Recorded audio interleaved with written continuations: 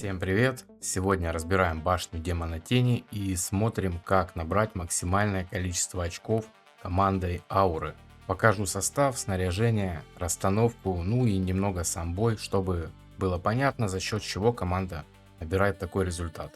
И сразу напомню, актуальный код команды всегда будет в моем телеграме и дискорде. Если я что-то поменяю или найду более сильный вариант, обновленный код появится именно там. Все ссылки находятся в описании. Ну и перед началом хочу разыграть призы с прошлого ролика. Изначально я планировал отдать один жирный промокод, но вы проявили такую активность в комментариях, что, честно говоря, просто не оставили мне выбора. Поэтому сегодня я разыграю сразу 3 промокода вместо одного.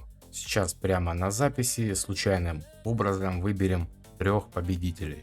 Количество ставлю 3 и просто на всякий случай, потому что я там тоже на комментарии отвечал. Если будут дубли, то также будет 2 запасных. Это просто на всякий случай. Ну и что, погнали, сейчас посмотрим, кто там у нас выиграл. 130 комментариев аж набрало видео. Смотрим, что там у нас. Ну-ка, кто. Так, Асир the Ranger, Полбанки и Никас Космо. Если что, свяжитесь со мной любым удобным способом, либо будь то Telegram, либо будь то Discord. Ну и так уж и быть, Рустам Дум и Карлит Даймон тоже получат небольшие промокодики в качестве бонуса. Так что по факту вообще целых 5 разыграл. Ну и давайте уже вернемся к разбору команд.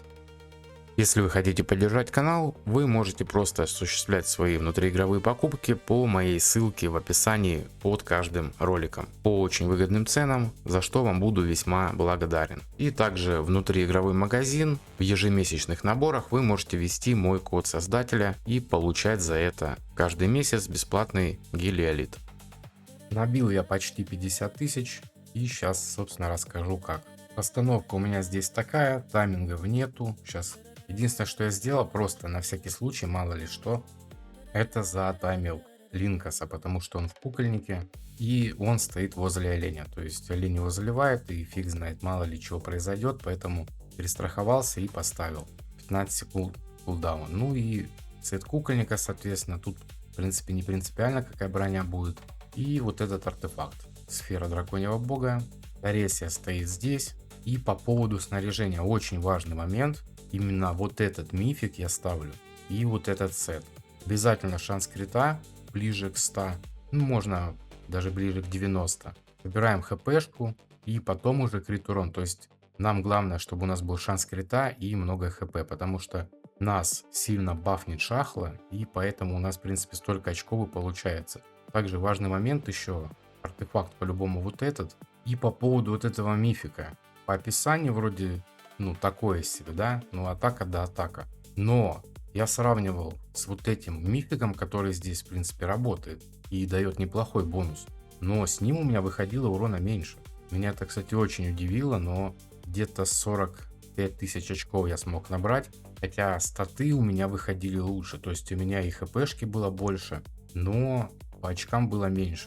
И только поставив именно вот этот мифик, у меня получилось прям, ну, почти 50 тысяч набить. Поэтому тоже, если есть с хорошими статами более-менее, ставим именно его. За спиной стоит Анелизис, вот этот артефакт, рок, мифик на отхил, статы вообще не важно, главное просто наличие данных сетов. И на щиты тоже мифик. Все, какие тут статы будет, не важно. У меня вообще просвещенность стоит и шанс крита. И нормально все, в принципе, работает. Далее шахла.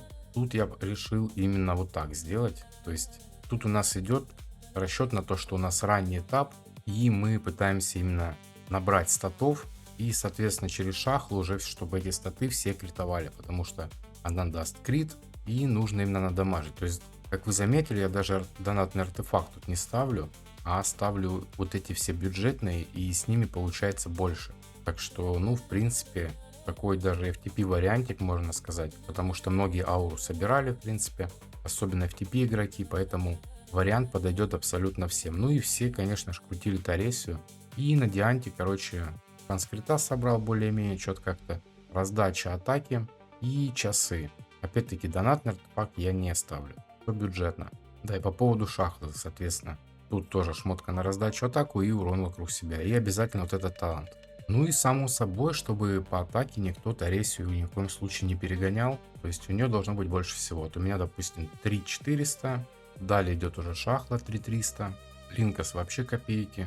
Дианта тоже 3150. То есть в любом случае у всех чуть-чуть меньше. Близко, но поменьше, чтобы не перегоняли. Ну и в принципе, не знаю, есть ли смысл показывать сам бой. Во-первых, он долгий, но просто чтобы ловить суть. Шахла заливает у нас Торесию. Линкас также ультует по КД заливает. Ну и Дианта тоже часто ультует. То есть за счет частой ульты профит идет больше, нежели если я поставлю вместо часов донатный артефакт. Ну и все, сейчас у нас бонус начнет идти, вот как сейчас, допустим, бонус к очкам 100%. Все, мы начинаем прям жестко набивать очки. Также вопрос такой, да, скорее всего зададите, почему не ставлю мифики? Потому что от них тут толку вообще не будет, ну кроме статов единственное. Так как, ну, допустим, у меня есть хороший мифик сковки, да, на урон по штрафу к защите. У нас тут его вообще нету. То есть, ну, даже если поставить на Дианту, ну, повесить она там на одного моба и что дальше. То есть, нам выгоднее вообще вот этот легендарный сет одеть и с ним будем уже набивать. То же самое и касается перчатки, которая урон по дебафам. То тут тоже дебафов нету, поэтому смысла от нее тут вообще никакого. В итоге просто собираем легендарный сет, и в принципе все. Ну и вот этот мифик, который дает нам атаку от здоровья. Все. Если нету нормального, то вдруг там есть бронька какая-то, либо перчатка на крит урон из сета, который на стихийку. Вот на него тоже можно, в принципе, акцент сделать, потому что он здесь работать будет, да.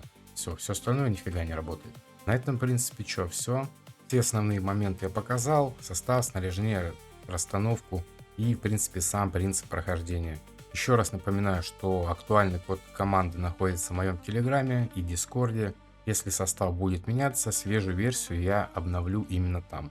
Ссылки, как всегда, находятся в описании под видео. И обязательно напишите в комментариях, какой результат вы в итоге набили командой, которую я сейчас показал. Ну и если ролик был полезен, ставьте лайк и подписывайтесь на канал. С вами был Infernal Engine. Спасибо за просмотр. Всем пока.